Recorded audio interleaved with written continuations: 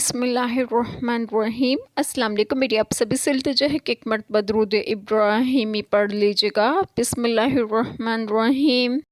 اللہم صلی علی محمد وعلی آل محمد کما صلیت علی ابراہیم وعلی آل ابراہیم انک حمید مجید۔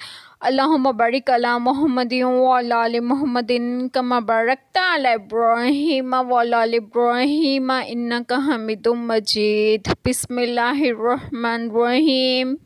تم فرماؤ تو اللہ ہی کی حجت پوری ہے، تو وہ چاہتا تو تم سب کو ہدایت فرماتا۔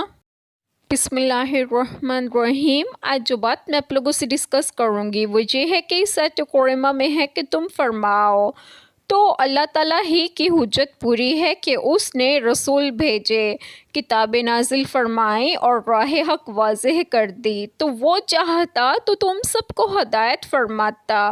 اللہ تعالیٰ اپنے نبی کریم صلی اللہ علیہ وسلم سے فرما رہے ہیں کہ اے محمد صلی اللہ علیہ وسلم، آپ صلی اللہ علیہ وسلم ان سے کہہ دیں کہ اللہ تعالیٰ جسے ہدایت سے نوازنا چاہے اسے ہدایت دیتا ہے، اور جسے گمراہ کرنا چاہے اسے گمراہ کرنے میں اس کی حکمت تامہ اور حجت بالغہ کار فرما ہے، اور اگر وہ چاہتا تو اپنی قدرت، معیشت اور اختیار کے ساتھ تم سب کو ہدایت عطا فرما دیتا، مگر وہ مومنوں سے راضی اور کافروں سے ناراض ہے، جیسا کہ اللہ تعالیٰ نے ارشاد فرمایا۔ ترجمہ: اور اگر تیرا رب چاہتا تو یقیناً سب لوگوں کو ایک ہی امت بنا دیتا اور وہ ہمیشہ مختلف رہیں گے، مگر جس پر تیرا رب رحم کرے، اور اس نے انہیں اسی لیے پیدا کیا، اور تیرے رب کی بات پوری ہو گئی کہ میں جہنم کو